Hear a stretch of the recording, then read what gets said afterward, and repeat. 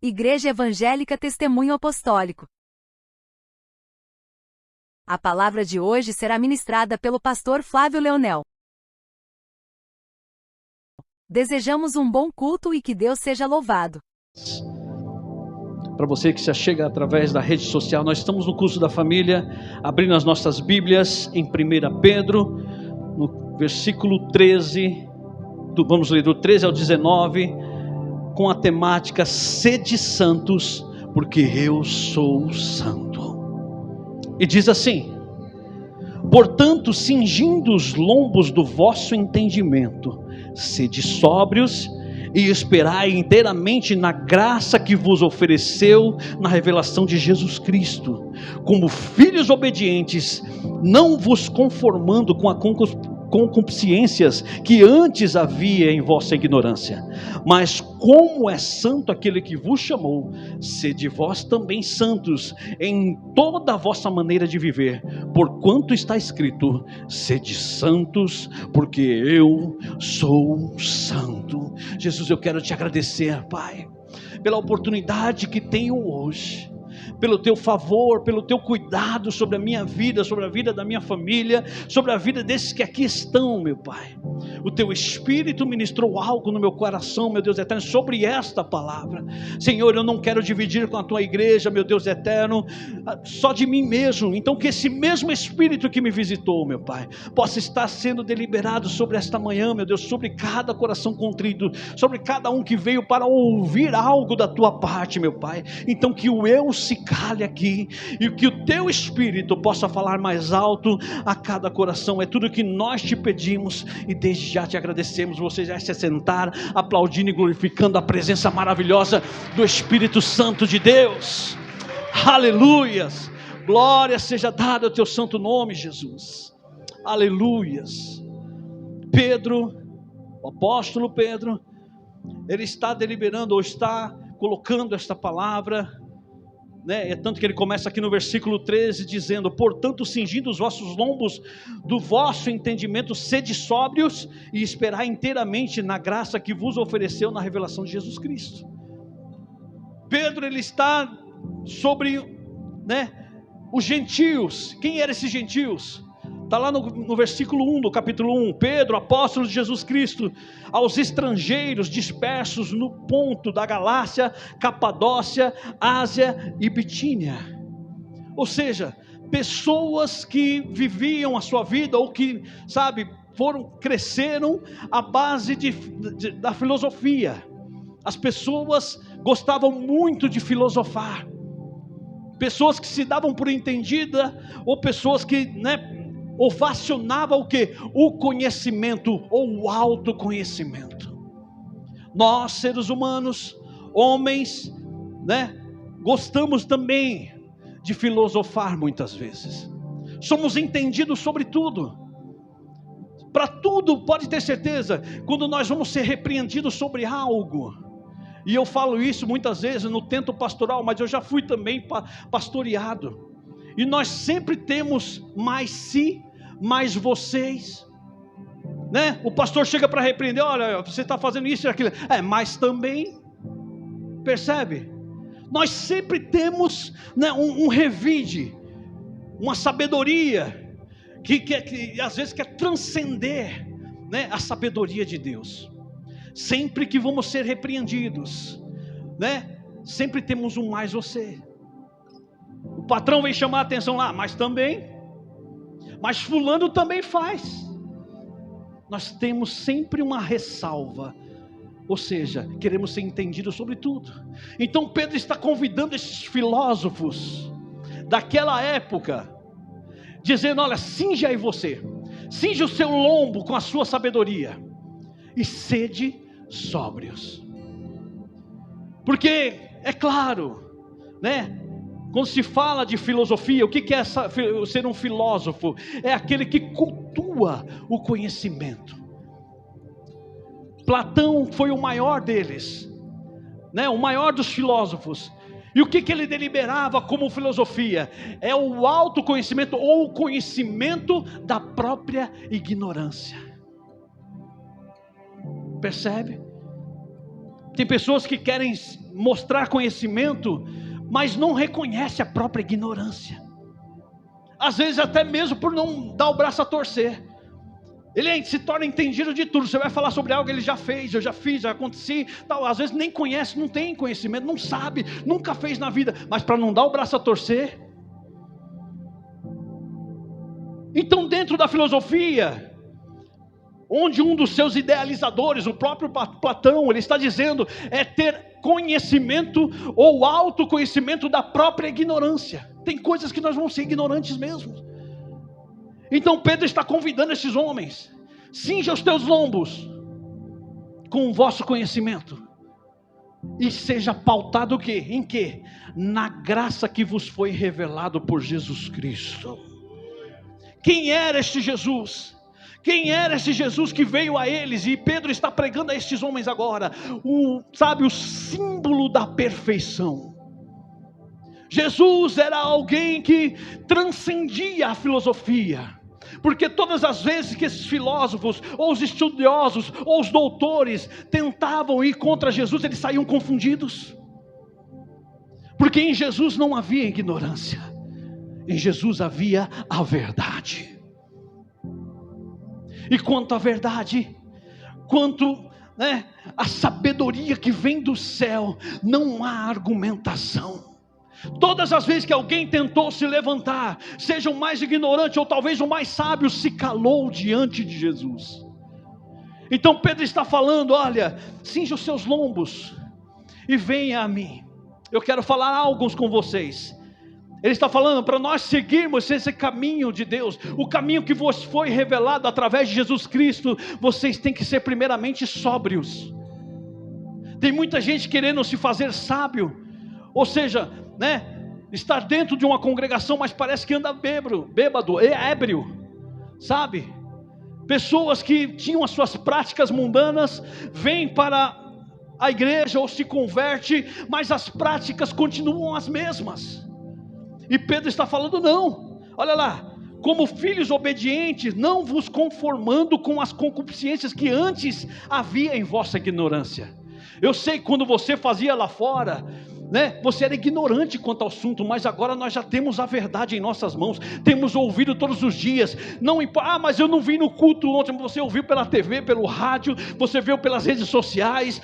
Nós estamos sendo bombardeados com a verdade, e muitas vezes nos pautamos em quê? Na nossa ignorância. Quando vem alguém nos cobrar, mas tem sempre o mais, Deus entende. Não, Ele não entende não, porque Ele nos deu exemplo. Jesus veio a este mundo, viveu a nossa vida, e Ele foi santo. Jesus não deixou de estar em lugares, porque tem muita gente que acha que ser santo é você se afastar dos parentes, é você se afastar das festas, é você se afastar, viver uma vida reclusa. Não, Jesus esteve em todos, comeu com os pecadores, Ele esteve lá, sabe, em festas de casamento, e Ele continuou santo. E como é que Ele conseguiu ser santo? Ele está dizendo aqui: porque Ele foi um filho obediente. Sabe qual é o problema meu e seu de não conseguir, seguir a santidade? É não obedecermos à verdade que Ele nos deixou. Ele foi fiel até a morte, e morte de cruz. E esse é um dos atributos mais importantes de Deus. Ele tem tantos, como o pastor Fernando colocou aqui, mas você vai perceber, que o mais importante é Ele ser santo. Como é que você pode afirmar isso, pastor? Se você for perceber na escrita, quando Isaías está falando que ele está vendo Deus assentado num alto e sublime trono, o que acontece? Ele percebe serafins voando à sua volta, e ele começa a dizer que os serafins clamavam, olhando um para o outro: santo, santo, santo é o Senhor dos exércitos. Sempre que se quer enfatizar algo, para nós, na nossa língua portuguesa, sempre que a gente quer enfatizar algo importante, o que a gente faz? A gente coloca em negrito, ou então sublinha aquela palavra. Quer dizer que na frase colocada no português, palavra mais importante é aquela que está sublinhada ou em negrito. Na escrita da época, quando se queria enfatizar algo muito importante, o que se fazia? Repetia 3 vezes. Então Deus, o atributo, ou o maior atributo de Deus é que Ele é santo. O que é ser santo? Ser santo é ser separado, é ser livre de impureza, é ser, ser algo puro, de extrema pureza, não ter contaminação em si. Deus é puro, é santo, e Ele está dizendo o seguinte: mas como é santo aquele que vos chamou, sede vós também santos em toda a vossa maneira de viver. E aí fica uma incógnita para nós agora, porque sempre que nos é cobrado santidade, a gente tem sempre um mais, né? Mas fulano, mas o fulano de tal faz, mas ninguém faz. Ele está dizendo, isso é uma ordem bíblica do próprio Deus: sede santos, porque eu sou santo.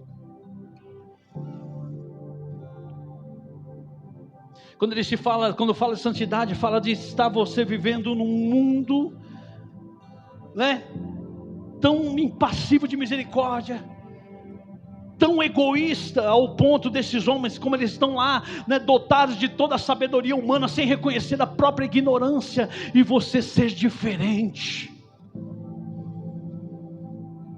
Santidade, ela é percebida. As pessoas têm que te olhar e identificar que você é santo. É possível, pastor? É possível andar neste mundo tão errante e ser reconhecido como um santo? Sim. A partir de que momento? A partir do momento em que eu começo a obedecê-lo. A partir do momento em que eu começo a andar como filho obediente. É o que ele colocou aqui para mim e para você. Aqueles homens eram dotados de toda a sabedoria humana, mas para servir a Deus, ou para ser filho de Deus, isso tem que transcender a nossa sabedoria. Nós temos que agir em quê? Em obediência à palavra. Aqui o meu saber e o seu cai por terra. O que vale é o que está escrito. Pastor, mas os tempos mudaram. Ele continua sendo santo, e Ele está pedindo para você e para mim: sede santo, porque eu sou santo. Pastor, eu não acredito que seja possível nos dias de hoje. Eu quero que você abra a Bíblia comigo agora, em 2 Reis.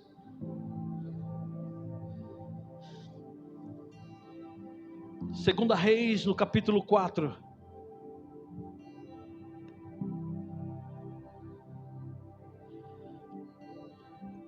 Nós vamos ler a partir do versículo 8. E nós vamos ver que é possível sim, nós sermos reconhecidos como alguém santo. Olha só. 2 Reis capítulo 4, versículo 8. E sucedeu também um dia que, indo Eliseu a Sunem, havia ali uma mulher rica, o qual a reteve a comer pão.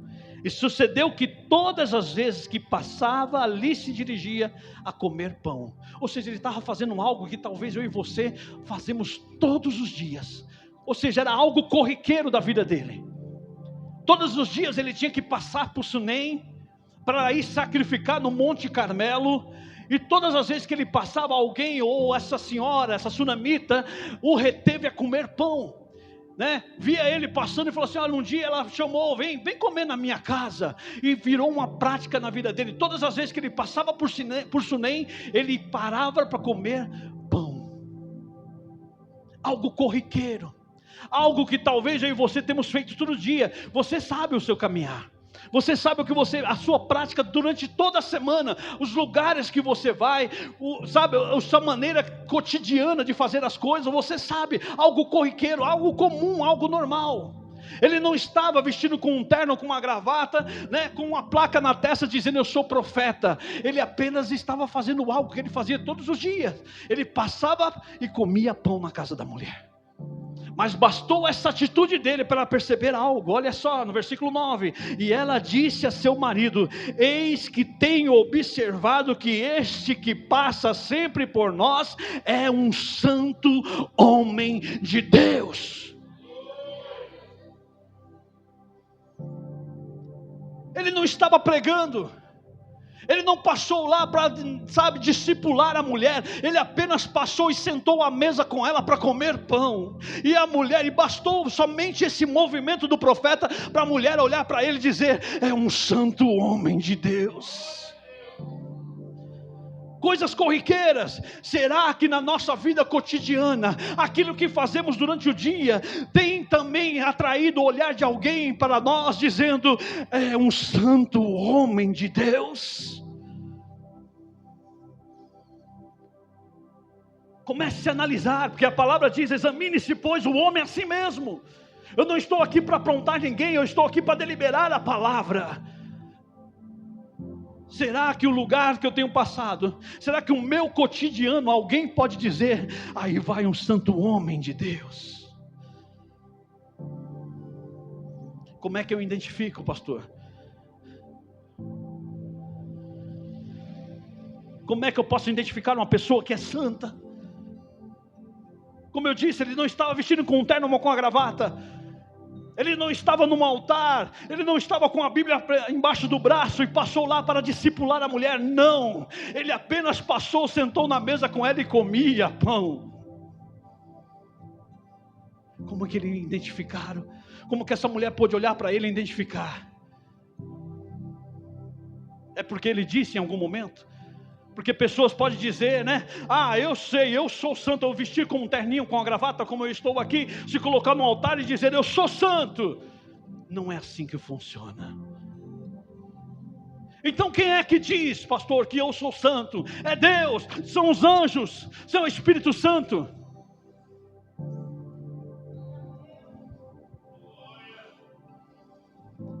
Essa mulher, quando reconhece que aquele homem é um santo homem de Deus. E aqui vem a primeira para mim e para você: quem é santo tem a provisão de Deus na vida. A caminhada daquele santo homem de Deus era de 50 quilômetros a pé. Sabe, levando especiarias, levando ali um cordeiro para ser sacrificado, levando a lenha para sacrificar no Monte Carmelo. 50 quilômetros andando a pé, para servir a um único Deus. Quem era este homem? E onde foi colocada a santidade dele? Abra comigo lá em 1 Reis, capítulo 19.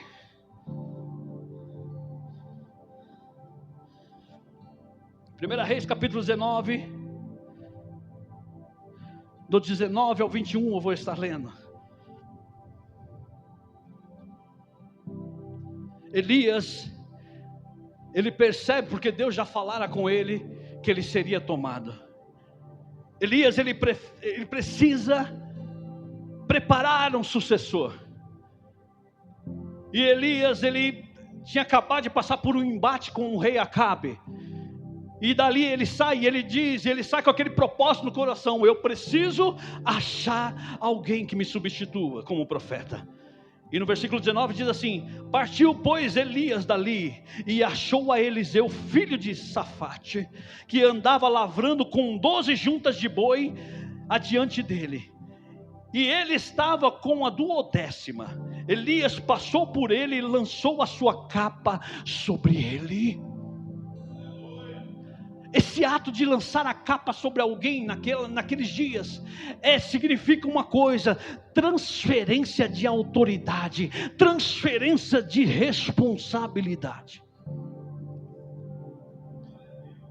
Sabe, aquele momento que eu venho para a casa do Senhor e eu estou, vivendo a minha vida cotidiana, mas Deus tem algo a mais para mim. É o momento de assumir ministério diante da casa de Deus. O que é feito neste momento? O pastor lança uma capa. Eu vou transferir a minha autoridade. Viu, líderes? Quando você falar, é como se o pastor estivesse falando. Eu lancei a minha capa. eu te dei autoridade. Então se posicione em liderança. Você tem autoridade. Ele jogou a capa sobre Eliseu. Esse ato de jogar a capa sobre Eliseu está ali atarefado com a 12ª, ou seja, com as 12 juntas de boi, um homem só, sabe, lavrando a terra. Mas ele entende quando Elias joga a capa sobre ele. Eu falei, eu já entendi. Olha só, no versículo 20, então deixou ele os bois e correu após Eli e disse, deixa-me beijar o meu pai e a minha mãe, e então eu te seguirei. E ele lhe disse, vai e volta, porque te tenho eu feito. Ou seja, você entende o que eu acabei de te fazer, né, Eliseu? Você está entendendo que a partir de agora você assume um ministério, a partir de agora você tem compromisso com Deus. E para Eliseu mostrar que tinha entendido o que tinha acontecido com ele, olha o que ele faz no versículo 21, voltou pois de trás dele, tomou uma junta de bois e os matou, e com os aparelhos dos bois cozeu as carnes e as deu ao povo, e comeram. Então se levantou e seguiu Elias e o servia. Quem serve a Deus não tem que estar preso com coisas deste mundo, tem que ser livre para Deus. Aquele homem, ele já não deliberava mais, eles já não estavam mais em frente a uma lavoura, sabe, lavrando a terra. Agora eu vivo para Deus. Ele andava 50 quilômetros todos os dias para sacrificar no Monte Carmelo. Hoje nós não queremos sacrificar. Para ser santo é necessário se abster da concupiscência da carne, das coisas deste mundo, como eu li lá em 1 Pedro. Sede santo em toda a vossa maneira de viver. O que é isso? É ser separado, ter uma vida totalmente voltada para Deus. Então eu vou deixar de trabalhar, eu vou deixar de ter as minhas obrigações. Não está falando isso, está falando para onde você estiver, você tem que ser santo. Você vê lá, ele entrou na casa da viúva, ou da sunamita, para comer pão, e isso bastou para ela perceber que ele era santo. Talvez o posicionamento dele à mesa, talvez o ato de sentar à mesa e agradecer pelo pão, a Bíblia não relata, mas nós vamos conjecturar aqui. Eu sei que algo fez aquela mulher enxergar que ele era santo. Será que nós podemos, aonde nós passamos, ou será que alguma atitude nossa como essa nos leva as pessoas a crerem que nós somos santos diante de Deus? Será que nós temos, de verdade, largado tudo para servir a Deus? Ou será que nós temos colocado parâmetro? Deus, eu tenho família. Ele também tinha. Ele disse, deixa eu beijar meu pai e minha mãe, porque daqui para frente eu sei que eu vou ficar um longo tempo sem vê-los, mas eu vou servir a Deus. Aleluias. Vamos voltar lá na leitura de 2 Reis capítulo 4. Quando aquela mulher identifica que ele é um santo homem de Deus, ela já tinha retido ele para comer pão, e nesse ato dele sentar à mesa, ela percebeu, é um santo homem de Deus. Só que ela percebe maior necessidade. Nós precisamos abrigar esse homem de Deus, porque as pessoas que vivem vida, que têm vida com Deus, as pessoas que realmente buscam a santificação para Deus, elas atraem pessoas. Olha lá, olha o que essa mulher incita o seu marido a fazer. Façamos-lhes, pois, um pequeno quarto junto ao muro, e ali ponhamos uma cama, uma mesa, e uma cadeira, e um candeeiro, e há de ser que, vindo ele a nós, para ali se retirará. Como eu disse, quem busca santidade, quem quer viver em santidade perante Deus, tem provisão na vida. E aí, ficou aquela pergunta que eu fiz inicialmente: como é identificado, ou quem identifica que nós somos santos? Alguém pode falar, Deus vê que eu sou santo, Ele pode dar testemunho de que eu sou santo, o Espírito Santo pode dar testemunho de que eu sou santo. Não. Quem realmente diz que nós somos santos? A Bíblia vai dizer que nós temos uma grande nuvem de testemunhas. E aqui essa mulher, ela faz algo crucial. Ela prepara um quarto. A primeira coisa que um homem santo de Deus tem que ter na vida é uma provisão como essa, é um quarto. Um momento em que ele vai entrar para buscar esta verdade. Um momento em que eles têm lá um particular com Deus. É aquele momento de Mateus 6,6. Entra no quarto e fecha a porta e fala com ele em oculto. Todo homem santo de Deus dispõe de um quarto de oração. Essa mulher prepara esse quarto para ele. Depois ela falou: vamos fazer um quarto junto ao muro. É onde se estrutura as coisas. É na base de oração. O homem santo, ele não anda sem oração. Tem pessoas que deixam de orar para buscar conselho lá fora, no vizinho, nos familiares. Não, o conselho que nós devemos buscar é aquele, que vem do alto. Entra no quarto, fecha a porta e fala com ele. Quer andar em santidade? Porque é isso. Quer andar em santidade? Fala com ele. Não vá falar com o vizinho, não. Então ela falou: vamos preparar esse quarto junto ao muro. É onde o homem de Deus vai estruturar as coisas. E ela coloca lá dentro desse quarto utensílios. Utensílios que vai dizer para mim e para você como, ou como somos sendo vistos. Se como santos ou se como profanadores do templo de Deus. Olha só o que ela coloca. O primeiro utensílio que ela coloca lá: lhe ponhamos uma cama. Dentro de uma casa, dentro de uma família, é de extrema importância, de extrema importância, a cama. A cama, além de simbolizar descanso, sabe, afago, segurança, sabe, um lugar que você repõe energias. Nós podemos colocar aqui também que representa o quê? O nosso cônjuge. A primeira pessoa que tem que olhar para você e te ver como um santo homem de Deus é o seu esposo, é a sua esposa.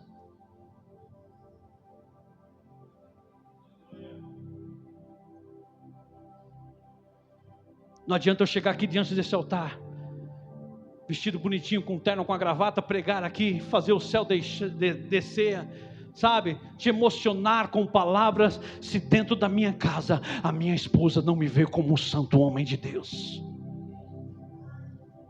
A Bíblia fala que o nosso leito tem que ser sem manchas, sem mácula. O que é isso? Santidade. A primeira a dar testemunho se eu sou santo ou não, é a minha casa, é a minha esposa. E aí começa a voltar para mim. Como será que eu estou andando? O que será que a minha esposa tem para falar de mim?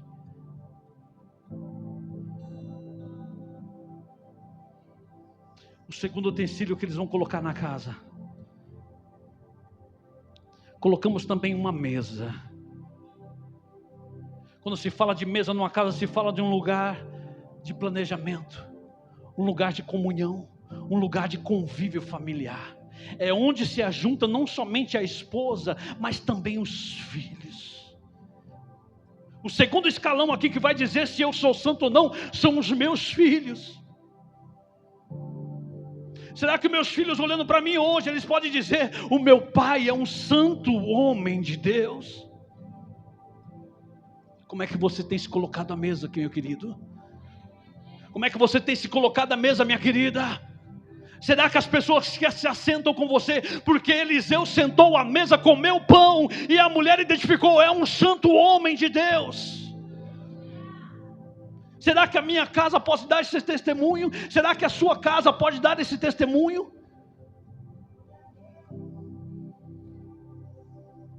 Primeiro a minha cama, depois a minha mesa. Infelizmente nos nossos dias não é difícil você encontrar, sabe, verdadeiros agentes duplos, agentes secretos da fé. Ele é santo em cima do altar, prega como ninguém, sabe, o fogo desce, mas em qualquer outro lugar as pessoas não reconhecem. aquela mulher conseguiu identificar, e não só aquele momento que estava se relacionando com ela, comendo na mesa dela. Ela disse o que? Lá no começo: vejo que esse que passa sempre por nós. Ou seja, era uma constante na vida de Eliseu. Não era só um momento, não é só quando ele estava no templo, não é só quando ele estava no monte diante de Deus. Era sempre, em toda maneira de viver, ele era santo. Tem pessoas que são santos apenas no altar,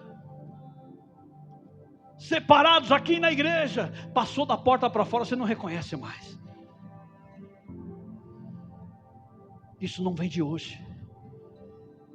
Como vocês podem saber, eu nasci numa família evangélica. Sou neto de pastor, filho de pastor. E na década de 92, meu avô pastoreava uma certa igreja. E meu avô era aquele pastor linha dura. Sabe, ele era muito metódico com as coisas da igreja, com as coisas, sabe, que era feito no templo. Meu avô era aquele que dava uma oportunidade, se você demorasse, ele mandava sentar. Senta, já passou a sua oportunidade.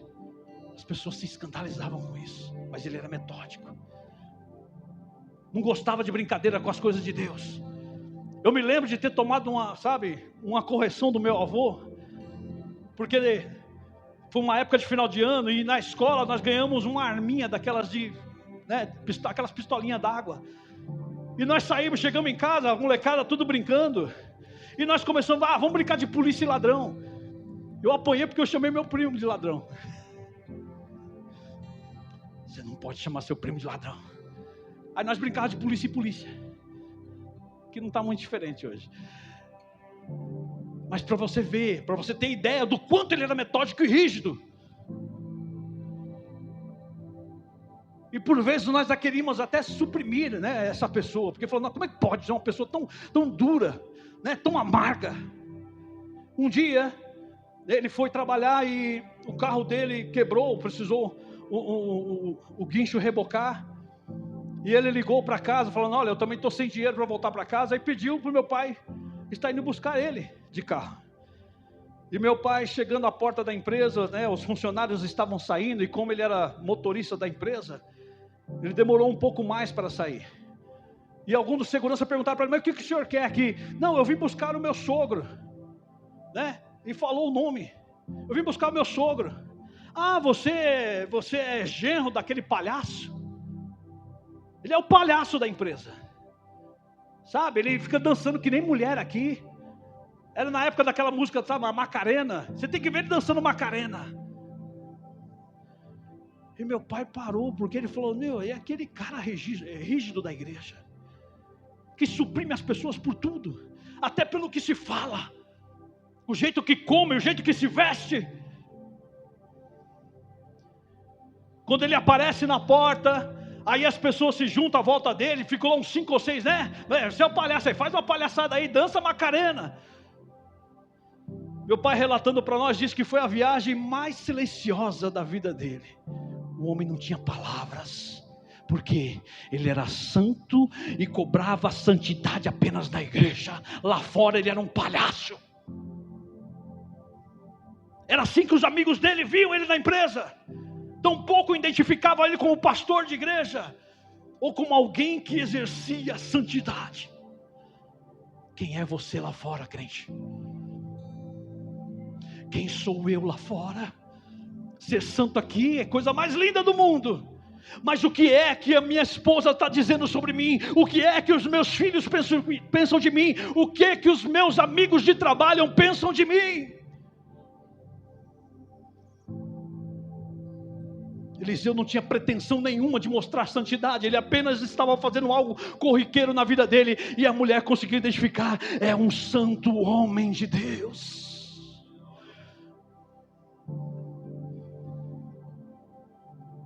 Aleluia. Depois da mesa, ela coloca também uma cadeira. Na vida de um homem santo de Deus, é necessário muitas vezes uma cadeira também.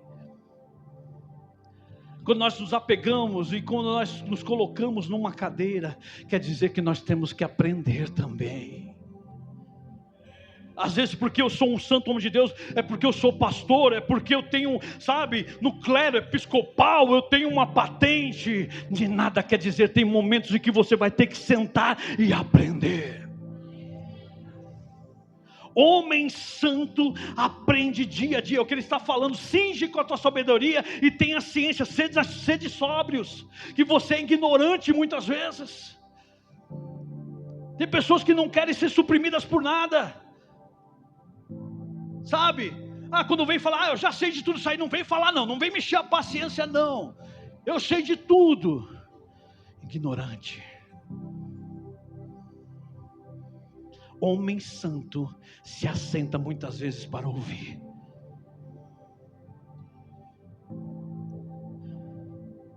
Aleluias. Depois da cadeira, ela provê também na vida do santo homem de Deus um candeeiro. Depois que você se assente para aprender alguma coisa, ou quando você se assenta para ouvir, a primeira coisa que se acende na sua vida é um candeeiro, é a luz do Espírito Santo, é a luz da palavra. Nós passamos a caminhar por ela, e aí o caminho fica até mais fácil, sabe? Você consegue lidar com o cotidiano de forma simples e natural. Você não precisa forçar a barra para mostrar santidade para ninguém. O seu caminhar, o seu jeito de falar, o seu jeito de conduzir as coisas, a pessoa pode nem identificar o que é santidade na sua vida, como aconteceu comigo uma vez, né? Eu tinha uma patroa que ela era muito irritada, sabe? E ela ficava mais irritada cada vez que se ia pedir alguma coisa para ela, ou alguma coisa que tinha dado errado. As pessoas, os funcionários tinham medo de falar com ela, porque nossa, agora ela vai explodir. Aí o que fazia, né? Ficava um jogando para o outro. Um dia eu falei, eu vou lá. E eu cheguei lá, dona Simone, olha, a nota tal, eu cheguei meio que gaguejando mesmo, porque o pessoal já tinha dado testemunho dela. É uma mulher, você vai ver, ela vai gritar com você. E eu cheguei, olha, a nota tal, expliquei para ela o que tinha ocorrido. Uma das notas tinha se perdido, e como era digital, né, era um grande problema tirar uma outra, para justificar a perda daquela. Aquela mulher viu tal, e não, tudo bem. E por ali ficou, ela falou assim, dá para você arrumar esse arquivo para mim? Eu arrumei, comecei a arrumar um arquivo ali, e a mulher não gritou, não falou nada, e eu fiquei até tocado, falei, o que será que aconteceu? A mulher, quando terminou de arrumar o arquivo que eu entreguei, ela falou assim, olha, eu gostei de você, você tem uma aura boa. É a santidade de Deus, é ser puro, é não se contaminar. O que as pessoas identificam como aura, não, é presença de Deus. Ser santo é ser totalmente separado, sabe, é ser algo sem contaminações. Deus em sua essência, porque quando se fala dos atributos de Deus, está falando da essência dele. Ele é santo, ele é puro, ele não é contaminado, ele não é misturado. E então ele está dizendo para mim e para você, sede santo, porque eu sou santo. Quando se fala de puridade, no universo todo, eu fui buscar, pesquisar isso, qual a substância, né, ou a química mais pura do universo? Nada se encontrou, senão o oxigênio. Lembra? Aquele que foi soprado no nariz do homem lá, a vida de Deus. O oxigênio, ele não precisa de mistura para ser puro. Depois do oxigênio, né, as pessoas podem falar, não, mas existem outras substâncias que os cientistas estão aí buscando puridade. Aqui tem maior puridade, ela tem 98% de pureza, ela ainda tem 2% de contaminação. No universo todo, o que é mais puro é o oxigênio, aquele que veio de Deus. Porque se Deus falar, me devolve, acabou o homem, acabou a sabedoria, acabou tudo. Tudo que é puro vem de Deus. Então, como filhos obedientes ao que ele está falando aqui, se encha de Deus, sede sóbrios. Começa a entender que muitas vezes você é ignorante mesmo. Você busca subterfúgio, dizer não, mas sabe, mas tem isso, mas fulano fez isso, fez aquilo. Não, eu preciso ter mais de Deus. Eu preciso agir conforme Eliseu fez. Eu não posso me apegar às coisas deste mundo, eu tenho que viver para Deus. É possível? Sim. Você não precisa deixar o seu cotidiano, não. Percebe? Eliseu estava passando para comer pão na casa da mulher. A mulher identificou, é um santo homem de Deus. Ele não deixou de trabalhar, ele não deixou de fazer coisas corriqueiras como eu e você, mas em toda a maneira dele ser, ele era santo. Dava testemunho à casa dele, às pessoas que cercavam. Será que os nossos vizinhos podem dizer que nós somos santos? Os nossos filhos, nosso cônjuge, os nossos liderados.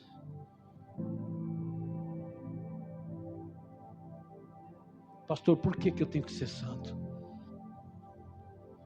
Lá em Hebreus 12, no verso 14 diz o seguinte: segui a paz com todos e a santificação, sem a qual ninguém verá a Deus. Sem santificação ninguém vai ver Deus.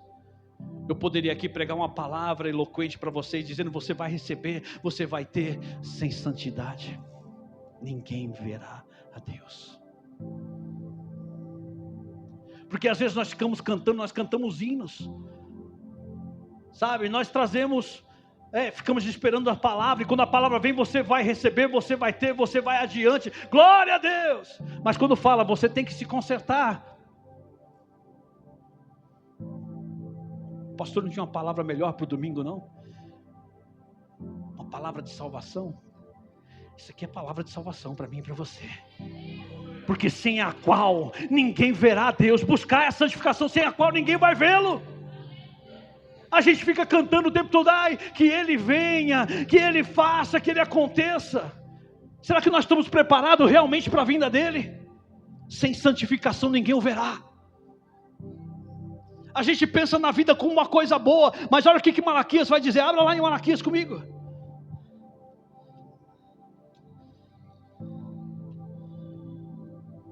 Malaquias capítulo 3.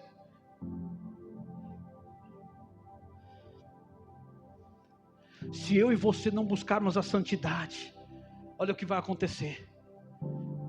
Sabe, é exigência exclusiva de Deus que nós sejamos santos. E Ele vai proporcionar tudo na esfera espiritual para que nós nos purifiquemos.